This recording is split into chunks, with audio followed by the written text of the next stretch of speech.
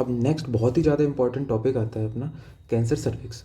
Long answer में कम से कम 5 से 6 बार पूछा जा चुका है, ठीक है। शॉर्ट में भी पूछा जाता है। इसके दो पार्ट हैं, एक CIN और एक CA सर्विक्स। CIN उसके पहले वाली स्टेज होती है CA सर्विक्स की, सर्वाइकल इंट्राएपिथेलियल न्यूप्लेसिया। पहले वो पढ़ेंगे, फिर CA सर्विक्स पढ़ेंगे।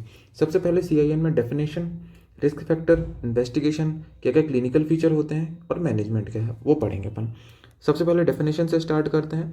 डिस्प्लेसिया ऑफ सर्वाइकल एपिथेलियम, ठीक है, उसको बोलते हैं अपन CIN। It is a pre malignant condition, ठीक है। अगर इसको ट्रीट नहीं किया गया या फिर ये हील नहीं हुई तो आगे चल के ये CA सर्विक्स करा सकती है, ठीक है। तो ये जो डायग्राम है ये अपन को परस्पेकुलम एग्जामिनेशन में सर्विक्स का ऐसा दिखता है डायग्राम। सबसे पहले ये जो ओपनिंग है ये है एक्सटर्नल ऑस, और इसके जो विसिनिटी में जो सर्विक्स का पार्ट है उसको बोलते हैं अपन एंडो सर्विक्स, ठीक है। फिर एक बीच में जोन होता है उसे बोलते हैं अपन ट्रांजिशनल जोन या फिर ट्रांसफॉर्मेशन जोन, ठीक है। ये ट्रांसफॉर्मेशन जोन होता है, ठीक है। फिर इसके और बाहर होता है क्या, एक्सो सर्विक्स, ठीक है। एक्सो सर्विक्स और बाहर होता है, ठीक है। तो ये हो गया क्या अपना ये डायग्राम, ये इंट्रोडक्शन में बना सकते हैं, ठीक है। सबसे पहले का एक्सटर्नल लॉस है, फिर उसके बाहर क्या है एंडोसर्विक्स, फिर उसके बाद है ट्रांसफॉर्मेशन जोन और सबसे बाहर है एक्सोसर्विक्स, ठीक है। फिर उसके बाद आता है कि कैसे कैसे सेल्स का डिस्प्लेजिया होता है, ठीक है। तो इसको CIN1 सर्वाइकल इंट्राएपिथेलियल न्यूप्लेसिया 1 2 3 ऐसे डिवाइड किया है, ठीक है। 1 2 3, ठीक है, 1 2 3। तो उसको कैसे बेसिस डिवाइड किया है कि कितनी थिकनेस को इन्वॉल्व कर रहा है। मान के चलो ये सर्विक्स है, तो अगर बेसल 1/3 को इन्वॉल्व कर रहा है तो टाइप 1, अगर बेसल 2/3 को कर रहा है ना इधर तक, तो ये टाइप 2 हो गया। होल थिकनेस को कर रहा है, सिर्फ एक दो एपिथेलियम के जो है बच गया है, एक दो एपिथेलियम की लेयर बच गई है, तो उसको बोलते हैं CIN3। और CIS बोलते हैं पूरी होल थिकनेस इन्वॉल्व हो जाती है तो CIS, ठीक है। फिर LSIL और HSIL, जो CIN1 है वो LSIL है और CIN जो बाकी जो 2 3 CIS है वो HSIL, ठीक है।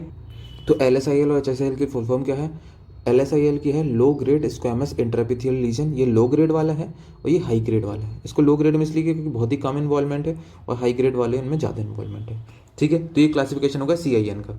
फिर नेक्स्ट आते हैं क्या क्या रिस्क फैक्टर है। रिस्क फैक्टर और क्लिनिकल फीचर दोनों के कॉमन ही है, बस ये अंतर ये होता है कि जो क्लिनिकल फीचर है CIN वाले में थोड़े माइल्ड रहते हैं और CA सर्विक्स में थोड़े ज़्यादा हो जाते हैं। रिस्क फैक्टर यंग एज, ठीक है, multiple sexual partner, cigarette smoking, race, जैसा ना जैसे कुछ कुछ पर्टिकुलर रेस हैं एशियंस में, उसमें ज़्यादा होने के चांसेस रहते हैं। High parity, HPV infection, HIV, immunosuppression है अगर, और लो सोशियो इकोनॉमिक स्टेटस, ठीक है। तो ये सारे रिस्क फैक्टर हैं, ठीक है।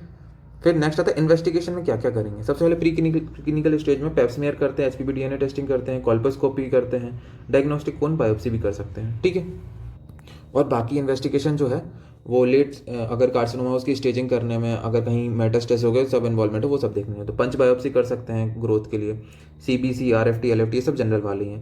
हिस्टोस्कोपी, कॉल्पोस्कोपी है ना, प्रोक्टोस्कोपी अगर रेक्टम पीछे चला गया, USG, चेस्ट एक्सरे, अगर वो पल्मोनरी मेट्स हो गए तो चेस्ट एक्सरे कर देंगे, एब्डोमिनल CT लीवर मेट्स के लिए है ना, रेडियो न्यूक्लियोटाइड स्कैनिंग। तो ये सारे इन्वेस्टिगेशन ये दोनों कॉमन है। रिस्क फैक्टर इन्वेस्टिगेशन अगर CA सर्विक्स पूछे या फिर CIN पूछे, दोनों में ही लिखना है। फिर नेक्स्ट आता है कि क्या गाइडलाइन क्या है स्क्रीनिंग करने की। अगर स्क्रीनिंग अलग से 5 नंबर में भी है तो क्या करते हैं। तो सबसे पहले स्क्रीनिंग का मेथड है पेप्समियर, ठीक है। पेप्समियर दो प्रकार की है, कन्वेंशनल और लिक्विड बेस्ड साइटोलॉजी, ठीक है। तो पेप्समियर कन्वेंशनल वाले में क्या होता है कि दो इंस्ट्रूमेंट, एक बाइफिड स्पेटुला और एंडोसर्वाइकल ब्रश, इन दोनों से क्या अपन करते हैं, सैंपल लेते हैं, ठीक है। लिक्विड बेस्ड साइटोलॉजी से सब सारी चीज़ें कर सकते हैं, हिस्टोलॉजिकल एग्जामिनेशन भी कर सकते हैं है ना, नॉर्मल स्क्रीनिंग भी कर सकते हैं। तो ये थोड़ा एडवांस वाला है लिक्विड बेस्ड साइटोलॉजी, कन्वेंशनल वाले में ये इंस्ट्रूमेंट यूज़ करते हैं। फिर अब स्क्रीनिंग का मेथड क्या है। WHO के हिसाब से दो अप्रोच है।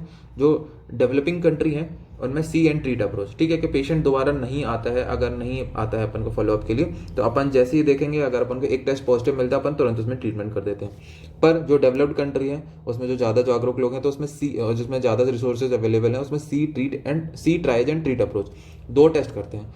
देखते हैं कैसे करते हैं। सी एंड ट्रीट अप्रोच में क्या करते हैं, सबसे पहले HPV DNA टेस्टिंग करी, ठीक है। कब कब करते कैसे करते, जनरल पॉपुलेशन में हर 5 से 10 साल में करना होता है। HIV पॉजिटिव जो है उनमें हर 3 से 5 साल में करना होता है। और अपन को 30 साल से ही HPV DNA टेस्टिंग चालू करनी है, 30 से 50 सालों में करते हैं, ठीक है। ये जनरल कब करते हैं वो बता रहा हूँ। फिर HPV DNA टेस्टिंग में दो रिजल्ट आ गए, अगर पॉजिटिव आ जाता है तो उसका तुरंत ट्रीटमेंट कर देते हैं, क्रायोअब्लेशन और LEEP, loop electro excision surgery होता है ये, ठीक है। तो ये दोनों ट्रीटमेंट कर सकते हैं। अगर नेगेटिव आया तो फिर से अपन टेस्टिंग करने को बोलेंगे, वही जो रूल है 5 से 10, जनरल पॉपुलेशन में अगर नेगेटिव है तो 5 से 10, अगर HIV पॉजिटिव वाले में है तो 3 से 5, और नॉर्मल 30 से 50 के बीच में करते हैं। तो ये क्या हो गया, सी एंड ट्रीट अप्रोच हो गई। फिर नेक्स्ट आता है क्या अपना, सी ट्राइज एंड ट्रीट अप्रोच। ठीक है, सबसे पहले अपन पहला टेस्ट करेंगे कौन सा, HPV DNA टेस्टिंग कर ली मान के चलो। ठीक है, HPV DNA टेस्टिंग अगर नेगेटिव है तो अपन फिर से रिपीट करेंगे हर 3 से 5 साल में। अगर पॉजिटिव आता है तो फिर अपन क्या करेंगे, दूसरा टेस्ट लगाएंगे जिसको बोलते हैं अपन सेकेंडरी टेस्ट, VIA।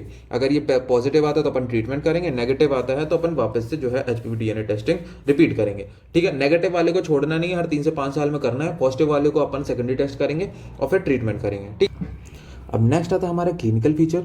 ये दोनों के लिए कॉमन लिख सकते हैं अपन, CIN में भी और CS सर्विक्स में। ठीक है, abnormal vaginal bleeding, vaginal discomfort हो सकता है, वेजाइनल डिस्चार्ज मिल सकता है, मेलोडोरस मतलब कि बहुत ज़्यादा, पेल्विक पेन, डिसयूरिया, फ्रिक्वेंसी बढ़ जाए, अर्जेंसी, ये यूरिनरी सिम्टम है। कॉन्स्टिपेशन, अगर रेक्टम इन्वेड हो गया तो कॉन्स्टिपेशन होगा। पेल्विक वॉल इन्वॉल्व तो उसमें लेग इडीमा, पेन, हाइड्रोनेफ्रोसिस हो जाएगा। कैकेक्सिया, एनीमिया। ठीक है, ये जनरल सिम्टम, वैसे तो CIN में इतना ज़्यादा आगे नहीं बढ़ता है, पर ये लिख सकते हैं कॉमन फीचर, क्योंकि CIN में तो कुछ भी नहीं है, हल्की सी ग्रोथ है, तो अगर बोले तो ये भी लिख सकते हैं। फिर मैनेजमेंट में अगर CIN स्टेज 1 में है तो ये अपने आप भी हील हो सकती है, तो फॉलो अप फॉर 2 ईयर। ठीक है, अगर नहीं रिस्पॉन्ड करती, अपने आप सही नहीं होती, तो अपन उसमें करते क्रायो एब्लेशन। ठीक है, अगर 2 और 3 स्टेज है तो अपन को तुरंत ट्रीट करना होता है LLETZ और LLEP। तो जो LLETZ है, large loop excision of transformation zone, और ये लूप इलेक्ट्रो एक्सक्लूजन प्रोसीजर होता है। ठीक है, ये 2 और 3 के लिए करते हैं, 1 के लिए क्रायोब्लेशन और 2 और 3 के लिए क्या करते हैं, LLETZ और LEEP। ठीक है, ये दोनों प्रोसीजर के नाम याद कर लेना। तो ये अपना हो गया CIN। अब नेक्स्ट आता है CA सर्विक्स। ठीक है, CA सर्विक्स में अपन किस किस हेडिंग में पढ़ेंगे, risk factor, screening, mode of spread क्या होता है कैंसर का, फिगो स्टेजिंग बहुत ज़्यादा इंपॉर्टेंट है, 5 नंबर में अलग से भी आ जाती है और ऐसे ही पूछा सकता है, क्लिनिकल फीचर और ट्रीटमेंट। इसमें से अपन ने रिस्क फैक्टर, स्क्रीनिंग और क्लिनिकल फीचर, ये दोनों के कॉमन इसमें भी लिख सकते हैं। फिर अपन आता है mode of spread. Mode of spread में सबसे पहले तीन प्रकार से हो सकता है, डायरेक्ट, लिम्फेटिक और हेमेटोलॉजिकल। डायरेक्ट में सीधे दूसरी जगह चला जाएगा, डायरेक्ट तो वेजाइना में चला जाएगा। लिम्फेटिक में primary group, secondary group, 2 group में डिवाइड किया, इनसे जा सकता है। Internal iliac, external iliac primary group में आते हैं, इससे स्प्रेड हो सकता है। सेकेंडरी ग्रुप में कॉमन और पैरायोटिक आ सकता है। ठीक है, फिर हेमेटोलॉजिकल रूट से कहाँ कहाँ जा सकता है, लंग्स, बोन और लीवर, इन सब जगह जा सकता है। तो ये मोड ऑफ स्प्रेड हो गया। फिर नेक्स्ट आता है स्टेजिंग। स्टेजिंग बहुत ही ज़्यादा इंपॉर्टेंट है, इसको अपन याद करते हैं। ठीक है, तो इसको याद कैसे करना है, सबसे पहले 1 वाला, 1 2 3 4 4 क्लास में डिवाइड किया। ठीक है, तो जो 1 वाला है वो बाहर नहीं गया, अंदर ही है। 2 वाले में क्या हुआ है, involvement of upper 2/3 of vagina, इसमें अपर 2/3 ऑफ वेजाइना इन्वॉल्व हो गई। 3 वाले में क्या हुआ, लोअर 1/3 ऑफ वेजाइना इन्वॉल्व हो गई। और 4 वाले में मेटास्टेसिस हो गई। सबसे पहले जनरल क्लास याद कर ली, 1 वाले में वेजाइना के सर्विक्स के अंदर ही है, 2 वाले में अपर 2/3 ऑफ वेजाइना, 3 वाले में लोअर 1/3 ऑफ वेजाइना और 4th वाले मेटास्टेसिस। फिर इसके अंदर कह के याद करते हैं। सबसे पहले 1 में 1A और 1B में डिवाइड किया। 1A मतलब माइक्रो इन्वेजिव, 1B मतलब मैक्रो इन्वेजिव। 5 mm से भी कम डीप है तो माइक्रो इन्वेजिव, 5 mm से ज़्यादा डीप है तो मैक्रो इन्वेजिव। उसको भी फर्दर डिवाइड कर दिया, 1A1, 1A2, 3 से कम, 3 से ज़्यादा। ठीक है, ऐसे B1, B2, B3 में कर दिया, 2 से कम, 4 से कम, 4 से ज़्यादा। ठीक है, तो ये अंदर अपन नंबर ज़्यादा है, स्पेसिफिक नहीं याद करोगे तो चलेगा, पर मेन क्लास याद करने फोकस करोगे तो ये याद आ जाएगा। फिर दूसरे पे आते हैं, तो अब स्टेज 2 को भी फर्दर डिवाइड किया 2A और 2B में। 2A वाले को बोलते हैं जिसमें पैरामेट्रियम नॉट इन्वॉल्व, और 2B को बोलते हैं पैरामेट्रियम इन्वॉल्व। ये याद करने की जरूरत नहीं है। ठीक है, तो 2A में क्या है, पैरामेट्रियम नॉट इन्वॉल्व, और 2B में पैरामेट्रियम इन्वॉल्व। ठीक है, अब अपने तीसरी क्लास में क्या था कि लोअर 1/3 वेजाइना में इन्वॉल्व किया था। इसमें फर्दर 3 क्लास है, 3A, 3B और 3C। 3A में क्या आ जाएगा, pelvic wall not involve, 3B में पेल्विक वॉल इन्वॉल्व। ठीक है, फिर 3C में क्या है, 3C में लिम्फ नोड इन्वॉल्व हो जाते हैं, तो इसको भी अंदर से डिवाइड कर दिया 3C1 और 3C2। 3C1 वाले में pelvic lymph node involvement, 3C2 वाले में पैरायोटिक लिम्फ नोड इन्वॉल्वमेंट। ठीक है, तो ये थोड़ा याद करना पड़ेगा। और फिर 4 वाले में मेटास्टेसिस, तो 4A और 4B किसको बोलते हैं, 4A बोलते हैं ब्लैडर बोवेल अगर इन्वॉल्व हो, 4B बोलते हैं अगर SILN इन्वॉल्वमेंट हो, सुपरफिशियल इंग्वाइनल लिम्फ नोड। ठीक है, तो ये याद एक बार और याद करने की कोशिश करते हैं। सबसे पहले 1 वाले में उसके सर्विक्स के अंदर ही है, माइक्रो इन्वेजिव, मैक्रो इन्वेजिव। 2 वाले में अपर 2/3 वेजाइना इन्वॉल्व हुई है तो इसमें पैरामेट्रियम नॉट इन्वॉल्व, पैरामेट्रियम इन्वॉल्व। फिर 3 वाले में क्या, लोअर 1/3 वेजाइना इन्वॉल्व हुई है तो इसमें पेल्विक आ जाएगा, उसमें पैरामेट्रियम था इसके ऊपर वाले, पेल्विक साइड वॉल है ना, pelvic side wall not involve, pelvic side wall involve. और 3C वाले में लिम्फ नोड। और 4 वाले में 4A और 4B, 4A में ब्लैडर बोवेल इन्वॉल्वमेंट, 4B में SILN। ठीक है, फिर अब आता है नेक्स्ट ट्रीटमेंट। ट्रीटमेंट में अपन का बेसिक प्रिंसिपल क्या है, या तो ट्रीट कर दो या फिर प्रिवेंशन कर दो। ठीक है, ये 2 ही प्रिंसिपल रहते हैं, प्रिवेंटिव और क्यूरेटिव। प्रिवेंटिव में प्राइमरी प्रिवेंशन और सेकेंडरी प्रिवेंशन।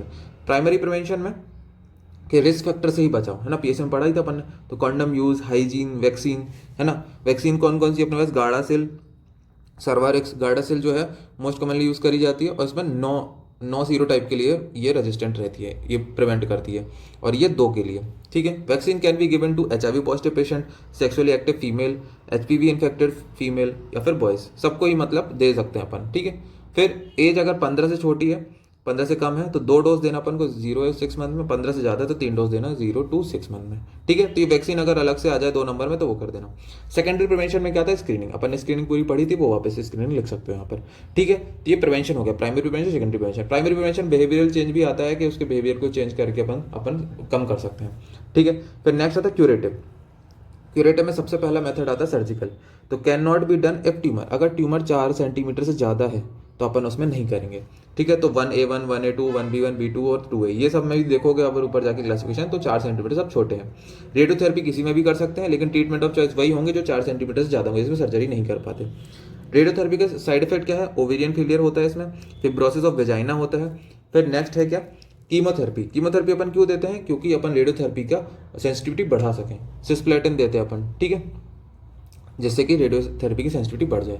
फिर क्या कॉम्प्लिकेशन हो सकते हैं इस ट्रीटमेंट का, हेमरेज हो सकता है, पायोमेट्रा हो सकता है, वेसाइकोवेजाइनल फिस्टुला हो सकता है, रेक्टोवेजाइनल फिस्टुला हो सकता है, ठीक है। तो ये सारे कॉम्प्लिकेशन होगा ये अपन ने जो ट्रीटमेंट किया।